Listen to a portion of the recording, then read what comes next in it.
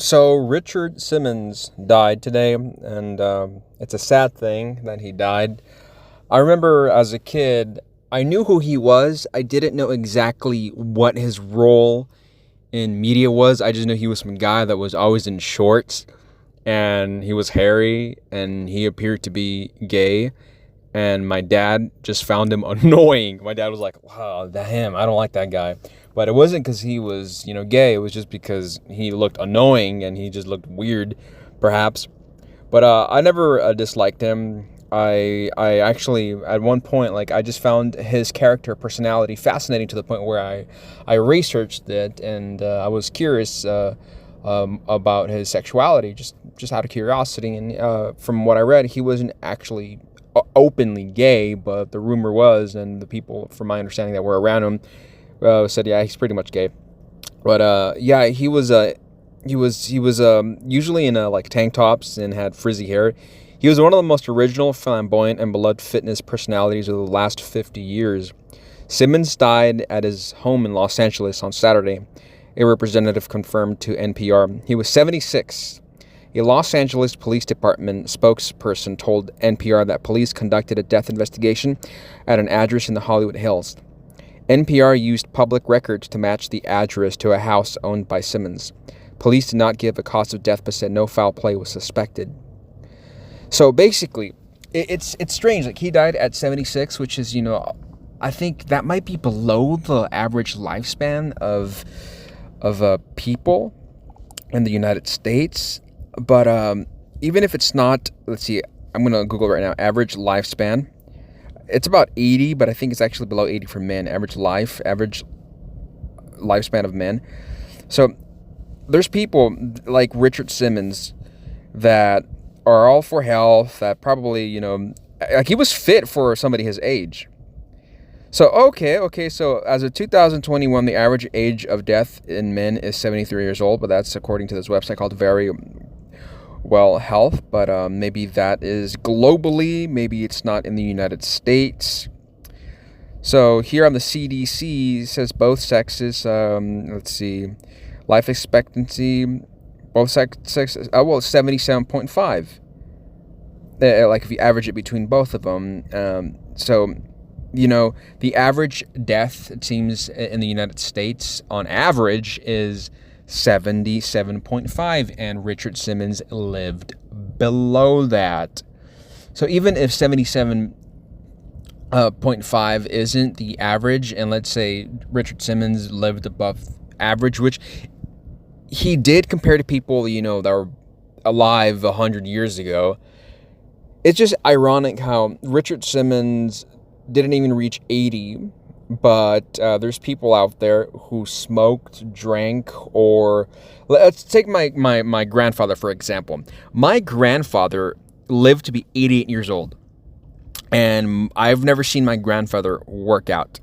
My grandfather, from what I heard, used to be like I was when I was younger, and the rumor is that he liked to drink tequila, and he never received a university education, didn't graduate high school. My grandfather, wasn't a rich man. He did have an above average net worth by Mexican standards, though. I mean, it was, up there. It was like, well, in the United States, I think a fluent net worth is around $200,000 to be considered affluent. And, well, I think my grandfather's net worth was like up there, or around there. So by Mexican standards, he was doing well. He had a middle class net worth, or an affluent net worth by Mexican standards. But my grandfather, I remember he would eat pretty much meat every day. He would. My grandfather had a son that had a, and I think his wife owned a slaughter business, and it was a pig slaughter business. And I remember eating pretty much meat every single day, pig meat. So I don't know if my grandfather was eating pig meat every single day, but he ate meat, from my understanding, almost every single day. He was diabetic, yet my grandfather lived to be almost 90. Almost 90. And all of his children spoke to him. They visited him quite frequently. So he had, for the most part, a relatively good relationship with his family. He ate meat every day. He was diabetic, and he used to drink when he was younger. And he lived to be 90. That's crazy how life works. It's also similar to a story that I once heard. I think it was Bill Hicks. He put the story in his act in one of his specials, but it was I think based on a true story about this guy who smoked, drank, philandered. He just did whatever he wanted, and he lived to be well into his 80s. And then there was this other guy who was all for health, fitness, ran a lot, wrote books about running, and, made sure he wasn't eating meat and whatnot or something like that. And he died like in his 30s while jogging. So, at the same time, you could argue, well, also the years that jogger lived were much more healthy. But at the same time, there's a lot of pleasure in eating meat, but meat can cause cancer and whatnot. But sometimes you just, you can live your life taking care of yourself, and bam, you lose everything. Like, I knew somebody who was saving a lot of money, was not visiting his family in Mexico because he was trying to put as much money in crypto. And he kept on saying he's going to go visit his family in Mexico. He's going to go visit his family in Mexico. And he just kept on putting money in crypto and marijuana. He just kept on buying marijuana because that's his pastime, buying lots of marijuana. And, well, basically, the crypto, we all know, for the most part, a lot of those shit coins lost value or are now no longer in existence. And his net worth went down to $0. Then it went into the negative. And then his grandfather died.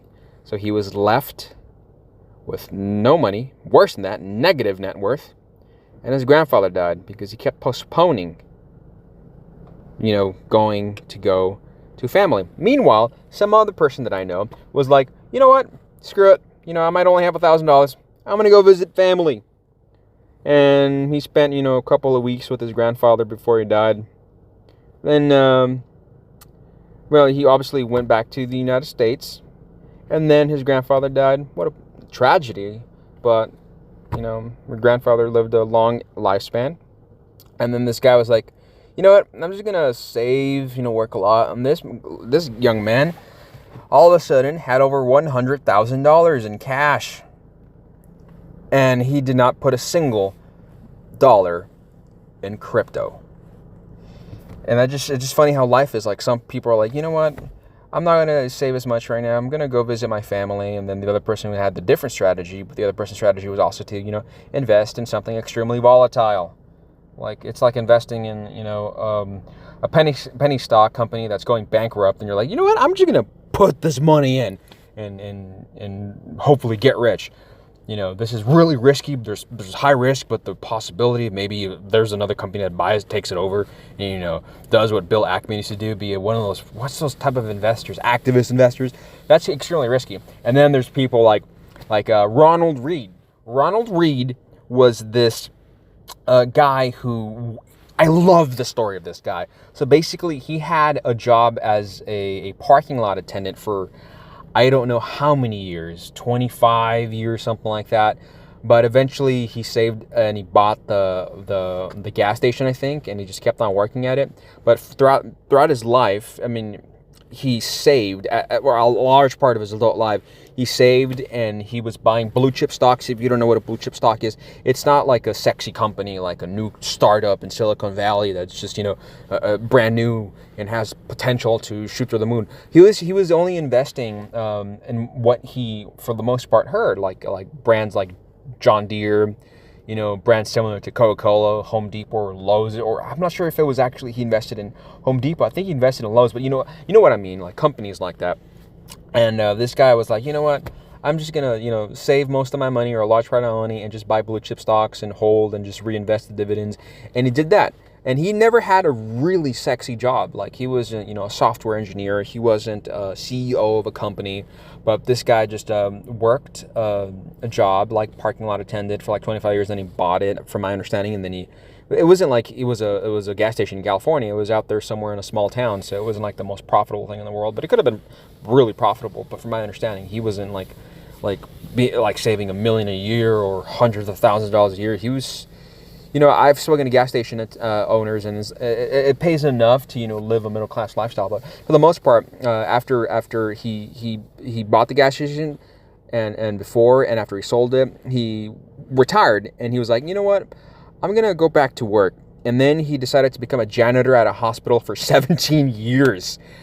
And what most people there didn't know is that at the hospital is that he was probably richer than every other doctor that worked at that hospital combined. He was worth, I think, about $8 million at the time of his death.